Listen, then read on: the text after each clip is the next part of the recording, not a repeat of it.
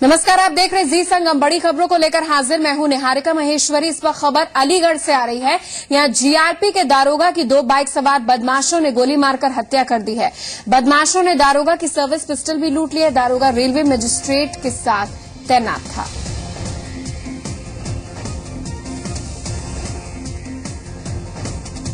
अलीगढ़ से इस वक्त की बड़ी खबर आ रही है। अलीगढ़ में जीआरपी के दारोगा की बाइक सवार 2 बदमाशों ने गोली मारकर हत्या कर दी है। दारोगा की सर्विस रिवॉल्वर तक लूट ली है। ये रेलवे मजिस्ट्रेट के साथ तैनात था और इसके साथ इस वारदात को अंजाम दिया है कुछ अनजान 2 बाइक सवार बदमाशों ने। अलीगढ़ से पश्चिमी उत्तर प्रदेश की पहली खबर अलीगढ़ से।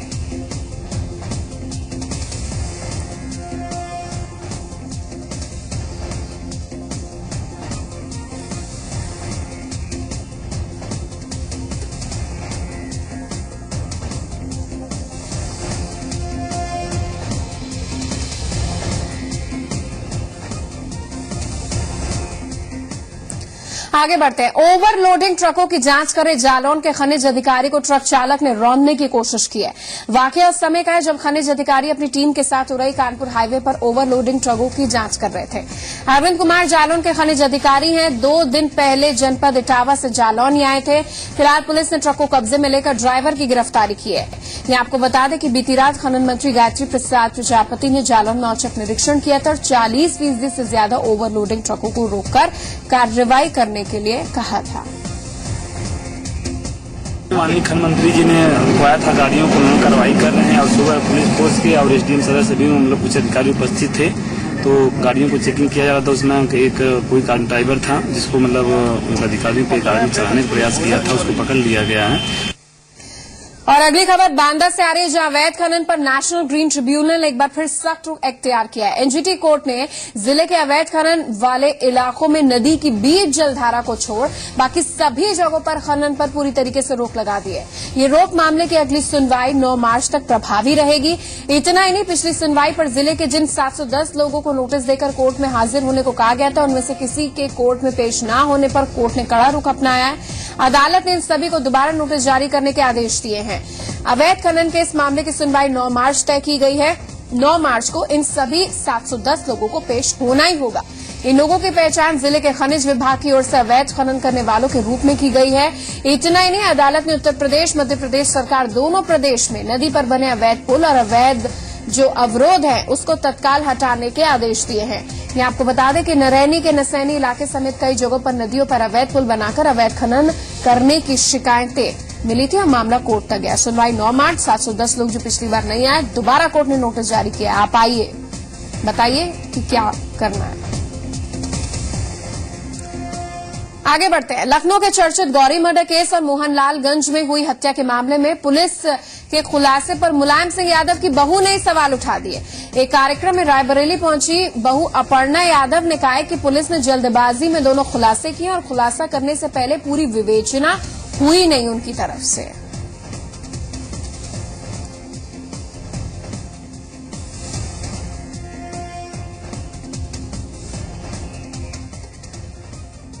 पुलिस अपनी इन्वेस्टिगेशन के द्वारा कर रही है और मुझे लगता है कि टोटल जब तक सेटिस्फैक्शन या सेशिएट ना करें हम उन पेरेंट्स की नीड या जो भी फॉर दैट मैटर मोहनलालगंज में भी जो उनके पिता थे महिला के उनकी सेशिएट ना करी जाए नीड्स जब तक पूरी इन्वेस्टिगेशन से, तब तक वो इन्वेस्टिगेशन में नहीं मानेंगे कि वो सफल। वहीं बागपत में गर्भवती महिला के साथ गैंगरेप के मामले में आरोपी सिपाहियों के खिलाफ कार्रवाई हुई है।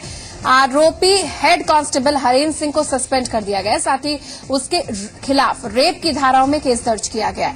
पीड़िता को मेडिकल के लिए भेज दिया गया है। एसपी के निर्देश पर यह कार्रवाई हुई है। मामले में आरोपी दूसरा सिपाही भी फरार चल रहा है।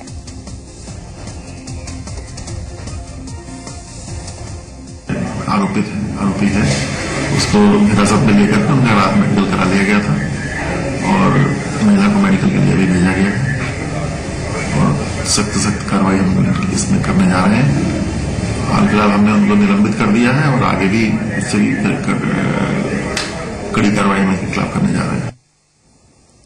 तो सिपाहियों पर घर में घुसकर गैंगरेप का आरोप, सुधर नहीं रही यूपी पुलिस। खबर बागपत से, गर्भवती महिला के साथ गैंगरेप। आप सुनिए कितना जघन्य स्थिति हो गई है पुलिस की। और दूसरी तरफ मुख्यमंत्री अखिलेश यादव आईएएस और डीजीपी रैंक जो आईपीएस अधिकारी उनके साथ बैठक करते हैं और कहते हैं कि कानून व्यवस्था सुधरने का नाम क्यों नहीं ले रही है। इसलिए नहीं ले रही क्योंकि इस तरीके के वाकये आम है और उसमें पुलिस वाले भी शामिल हैं। वहीं मुलायम सिंह यादव के संसदीय क्षेत्र आजमगढ़ में प्रसव के लिए अस्पताल गई महिलाओं से वसूली होती है। चौंका देने वाली बात यह है कि जब महिला को ऑपरेशन थिएटर में ले जाया जाता है तब 500 से 1500 रुपए पहले ही उससे मांग लिए जाते हैं। इससे इनकार करने पर ऑपरेशन से इनकार कर दिया जाता है। मरीजों को प्राइवेट अस्पताल भेज दिया जाता है। आजमगढ़ के राहुल सांस्कृतिक आयन महिला अस्पताल का यह वाकया है। सीएमएस ने पैसों की उगाही की बात स्वीकार की, लेकिन कर्मचारी संगठनों के डर को वजह बताकर उन्होंने कार्रवाई नहीं कर पाने की बात कही है। पूर्वांचल का सबसे बड़ा महिला अस्पताल है और यहाँ की स्थिति ऐसी है, और वो भी मुलायम सिंह यादव का संसदीय क्षेत्र। मैंने 4-5 हजार रही है, 500 रुपया दे रही है। मैंने कई जगह रही है तो क्या करे। 1500 टोटल लगा और उसके बाद जो मतलब दवाई वाई थोड़ी बहुत यहाँ से मिल जाती है। दवाई तो जैसे जुकाम हुआ और कुछ हुआ तो दवाई बाहर से भी डॉक्टर ने लिखा है। हमारे यहाँ तो अभी इन्होंने 1500 दिए है, बाकी सब जो अलग अलग घर से जिससे जो बनता होगा वो उतना देता है। देते सारे पेशेंट्स हैं। देखिए, पैसा लिया जाता है ये मेरे भी संज्ञान में आया है, लेकिन मैंने रिटेन मौखिक रूप से मीटिंग बुला के सिस्टर्स को, डॉक्टर्स को, क्लास 4 एम्प्लॉयज को मैंने सबको बताया है कि ये आदतें आप लोग छोड़ दीजिए और आपकी सरकारी अस्पताल है, पैसा लेने का कोई मतलब ही नहीं है। लेकिन कुछ लोग हैं जो अपनी आदत नहीं छोड़ पा रहे, ये भी हमें मालूम है। लेकिन मैंने मरीजों से बहुत बार कहा कि जब भी कोई प्रॉब्लम है मुझे रिटर्न दो, तभी मैं कुछ कर सकती हूँ। अदरवाइज सिस्टर बोलेंगे आप मेरे पीछे पड़ेंगे, डॉक्टर बोलेंगे आप मेरे पीछे पड़े। लेकिन जब तक मुझे कोई रिटर्न नहीं मिलता, और कोई रिटर्न हमें मिलता नहीं, अगर रिटर्न मिले तब तो मैं आगे कुछ कार्रवाई कर सकती हूँ। ये देख रहे हैं आप, सीएमएस हैं, वो भी महिला हैं, उसके बावजूद अपनी मजबूरियां गिना रही हैं। आगे बढ़ते हैं, आजमगढ़ से देवरिया का रुख करते हैं, जहां रुद्रपुर कोतवाली में कलयुगी टीचर ने मासूम छात्रों की पिटाई कर दी। कुछ छात्रों के दोनों हाथों में इसलिए फ्रैक्चर हो गया।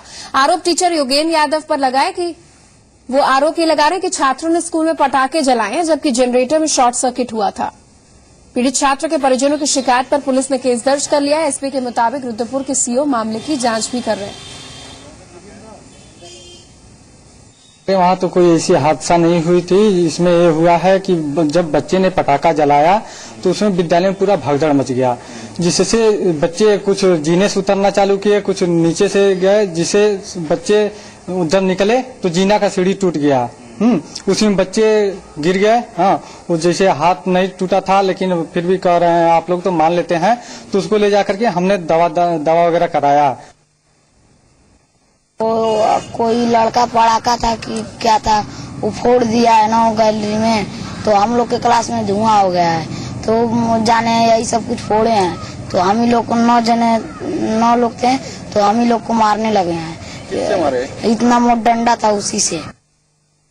दोनों हमारे लड़कियों को मार करके हाथ फ्रैक्चर कर दिए हैं, और 7-7, 8-9 लड़के थे, उसमें सबको मारे हैं। 2-3 लड़के का फ्रैक्चर है, और कल से हम थाने पर आकर के कह रहे हैं, अभी कोई हमारी सुनवाई नहीं हो रही है। थाना रुद्रपुर देवरिया में एक पारस पासवान है, इन्होंने एक मुकदमा पंजीकृत कराया है। उन्होंने सूचना दिया, एक तहरीर दिया थाने पर आकर के कि इनके नाती विजय पासवान 12 साल के हैं, जो कि सेंट जेम्स में पढ़ते हैं। इनका आरोप है कि जो स्कूल है उसके प्रधानाचार्य योगेंद्र यादव, उन पर आरोप है कि उन्होंने मारा पीटा उसको। तो उसमें उनकी तहरीर पर मुकदमा पंजीकृत कर लिया गया है। अब विवेचना जारी है, इसकी विवेचना करेंगे सीओ रुद्रपुर करेंगे इसकी। वहीं लखीमपुर खीरी में 2 पक्षों में आपसी विवाद में पथराव हुआ है, फायरिंग हुई है। इसमें एक पक्ष के आधा दर्जन से ज्यादा लोग घायल हो गए। बताया जा रहा है कि विवाद कुएं में थूकने को लेकर था। हालांकि गांव में तनाव को देखते हुए भारी पुलिस फोर्स की तैनाती कर दी गई है। मस्जिदपुर गांव में दोनों पक्षों की तहरीर पर पुलिस ने मामला दर्ज करते हुए आरोपियों की तलाश शुरू कर दी है। वहीं घायलों को जिला अस्पताल से इलाज के बाद डिस्चार्ज कर दिया गया।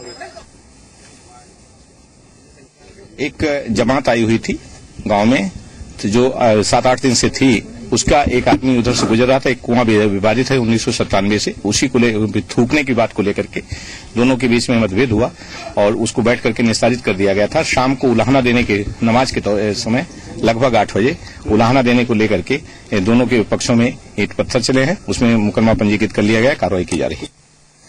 वहीं उन्नाव में 1.5 महीने के अंदर छठी बार बैंक को निशाना बनाने का मामला सामने आया। दरअसल उन्नाव में चोरों ने ग्रामीण बैंक में डाका डालने की नाकामयाब कोशिश की।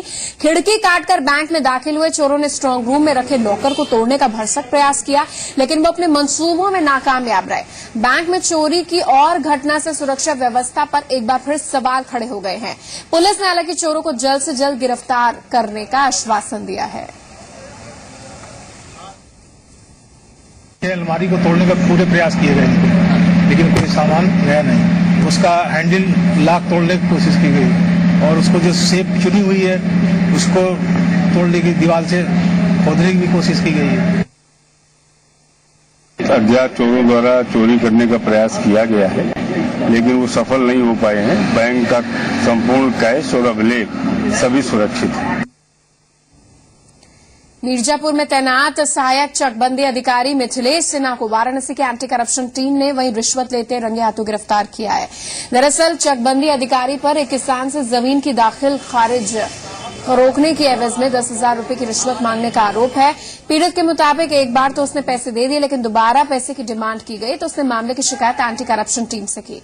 आरोपी अधिकारी के खिलाफ मामला दर्ज कर लिया गया, लेकिन वो अपने ऊपर लगे आरोपों से इनकार करते हुए खुद को फंसाए जाने का आरोप लगा रहा है।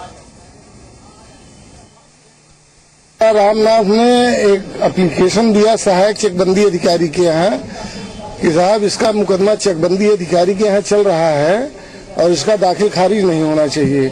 सहायक चकबंदी अधिकारी ने ये कहा कि यदि आप हमें 10,000 रुपए देंगे तब तो मैं रिपोर्ट लगा दूंगा कि दाखिल खारिज नहीं होना चाहिए। मुख्यमंत्री ने आज लखनऊ में चल रहे आईएएस वीक में भ्रष्टाचार की क्लिपिंग होने का दावा किया है, तो इस पर अब सियासी बवाल शुरू हो गया है। मायावती ने कहा है कि अगर मुख्यमंत्री के पास क्लिपिंग है तो कार्रवाई वो क्यों नहीं करते हैं। वहीं बीजेपी कह रही है कि अखिलेश के बयान से निश्चित तौर पर सवाल उन्हीं की व्यवस्था पर उठ रहे हैं। सरकार के मुखिया ने भ्रष्टाचार के मुद्दे पर घूस लेते हुए एक वीडियो भी इस बैठक में दिखाया है, लेकिन इस सरकार के इस किस्म के नाटक करने से यहाँ प्रदेश में भ्रष्टाचार खत्म नहीं हो सकता है, क्योंकि जिस सरकार के एक वरिष्ठ मंत्री खुद ही अपने अधिकारियों को ये कहें कि आप जो भी कमीशन या घूस आदि लेते हैं उसमें से थोड़ा आप रख लें और ज्यादा आप हमें ही दे दें। का वीडियो दिखाते हैं पर उस पर कार्रवाई क्या हुई यह भी तो बताएं। कौन अफसर है और उनके राज्य में यदि घूसखोरी हो रही है तो घूसखोरी को रोकने के उन्होंने क्या क्या उपाय किए। बेटा बाप की तरह केवल सार्वजनिक जगहों पर सवाल खड़े करेगा और कार्रवाई नहीं करेगा।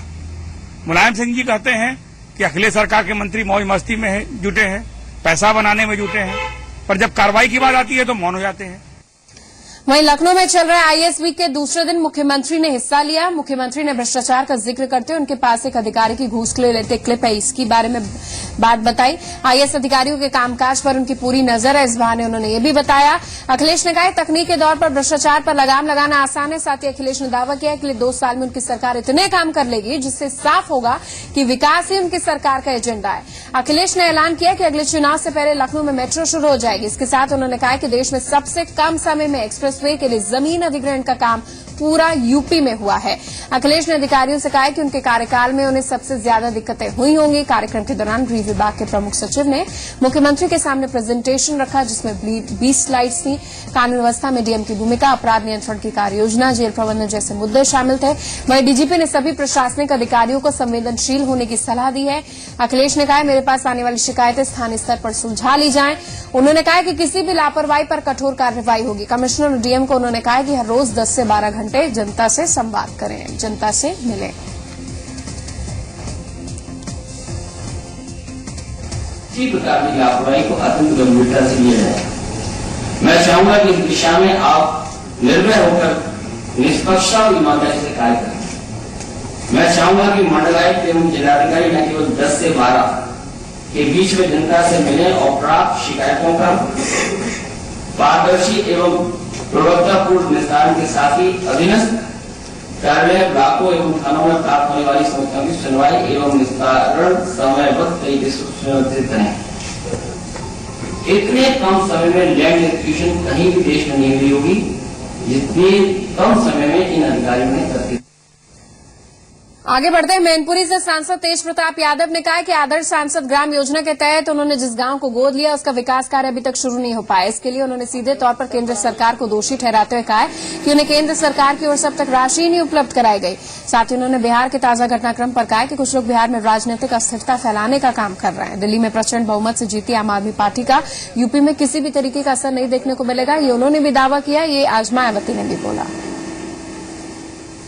गाँव जो गोद लिया है वो केंद्र सरकार की योजना थी। अभी तक कई बार हम लोग लिख के भिजवा चुके हैं, कोई सिंगल तक केंद्र नहीं आया है। जो गाँव हमने राज्य सरकार के दिए थे उन सब गाँव में आप देख सकते हैं यहाँ के काम जो है वो जमीन का है। मतलब वहाँ से कोई सहायता नहीं मिली, बजट नहीं भेजा गया।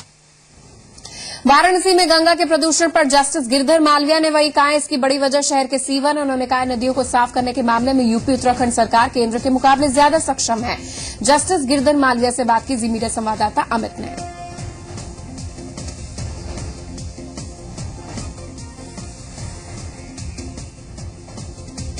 गंगा के मुद्दे पर बातचीत करने के लिए हमारे साथ इलाहाबाद हाई कोर्ट के रिटायर्ड जस्टिस गिरधर मालवीय जी हमारे साथ हैं। बहुत स्वागत है सर जी मीडिया में आपका। सर, गंगा का जो खारापन है वो लगातार बढ़ते जा रहा है।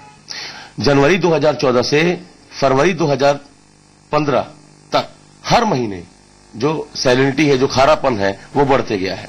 तो पहले तो हम आपकी टिप्पणी चाहेंगे कि बस यही दिक्कत है। एक निर्णय तो लिया गया है कि अब गंगा जी में शोधित या अशोधित किसी भी प्रकार से जो सुएज है, सीवर में जो सुएज आता है, उसको नहीं डाला जाएगा।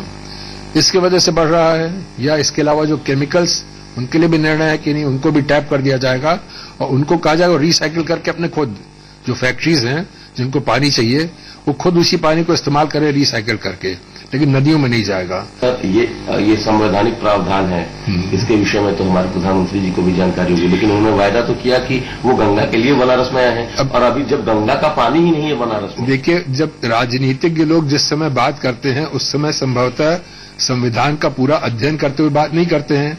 जब समस्याओं के द्वारा संविधान उनके संज्ञान में लाया जाता तब उनको पता लगता है। शायद, मैं नहीं जानता हूं, अब आप कह रहे हैं, मैं अनुमान कर सकता हूं कि उस समय इनको यह न अनुमान रहा हो कि जल के लिए तो केंद्र कुछ कर ही नहीं सकेगा, राज्यों को करना है। और संविधान संशोधन कर लेना जो है उसमें भी राज्यों की सहमति चाहिए, 2/3 राज्यों की सहमति चाहिए। तो इसलिए हर राज्य अपनी जल के ऊपर अपनी सत्ता को कि नहीं ठीक है, जल के ऊपर से हम अपना अधिकार समाप्त कर देंगे, वो स्वतः कर देंगे, नहीं कर देंगे मैं नहीं जानता। गंगा के नाम पर करने को तैयार हो जाए, नहीं ठीक है भाई गंगा को बचाना है, तो होगा तो तब जबकि जनता खड़ी हो जाएगी। क्योंकि जब ये हो जाए कि अब गंगा जी के नाम पर किसी को वोट नहीं देंगे, जब ये नौबत आ जाएगी तो सब सारी सरकार खड़ी हो जाएंगी कि अरे भाई नहीं, हमको तो वोट चाहिए। तो देखिए आजकल हो गई वोट की महत्ता। तो जब तक जनमानस नहीं खड़ा होगा, जब तक लोगों को ये भय नहीं लगेगा कि जनमानस हमारे विरुद्ध हो जाएगा अगर हमने व्यवस्था नहीं की, तब तक मुझे नहीं लगता कि सरकार के द्वारा जल के अपने अधिकार को राज्यों द्वारा छोड़ा जाएगा। आगे बढ़ते हैं। कानपुर में एक प्राथमिक स्कूल है जहां बच्चों ने अपना बैंक बनाया है। इसमें हर शनिवार पैसा जमा करते हैं। प्राथमिक स्कूल के बच्चों को इसकी प्रेरणा देकर उनके क्लास टीचर ने स्थिति सुधारी है। अब तक 112 बच्चे अपना खाता खोल चुके हैं। बच्चों को बचत कैसे की जाए उसका पाठ जो है वो याद हो चुका है। इससे पैसों के अभाव में बच्चे पढ़ाई नहीं कर पाते, लेकिन इस बैंक के जरिए बच्चे आगे की पढ़ाई के लिए पैसे जोड़ रहे हैं। इस बैंक में सभी पदों पर स्कूली छात्राएं तैनात हैं और बखूबी अपने काम को वो करते हैं। इससे बच्चों के आगे की पढ़ाई उनके बचत की वजह से बाधित नहीं होगी। गोरखपुर के कैंट इलाके में डीआईजी के आवास से महज 100 मीटर की दूरी पर बदमाशों ने एक रिटायर्ड बैंक कर्मी की गोली मारकर हत्या कर दी। बैंक कर्मी को अज्ञात बदमाश गोली मारकर फरार हो गए। जल्द गिरफ्तारी का पुलिस दावा कर रही है। उत्तर प्रदेश में स्वाइन फ्लू के तेजी से मामले सामने निकल कर आ रहे हैं। तादाद मरीजों की बढ़कर 58 हो रही है। यूपी के हापुड़ में पिछले करीब 15 दिनों से स्वाइन फ्लू के 6 मामले आ चुके हैं, जिनमें से महिला की मौत हुई है, जिससे स्वास्थ्य विभाग ने हड़कंप मचाया। इस बीमारी से निपटने के इंतजामिया नाकाफी है, न दवाएं न बेड। प्रतापगढ़ में बिजली विभाग की लापरवाही से सड़क हादसा हो गया, जिसमें आधे दर्जन बच्चे, कुछ लोग घायल हो गए। यहां पर कई दिनों से पोल पर लटके बिजली के तारों से अचानक 11,000 वोल्टेज का करंट आने से आग लग गई। इस वजह से स्कूल जा रहे बच्चे यहां भागने में लगे। इस बीच टेम्पो अनियंत्रित होकर पलट गया, जिसकी चपेट में आने से आधा दर्जन बच्चे यात्री घायल हो गए।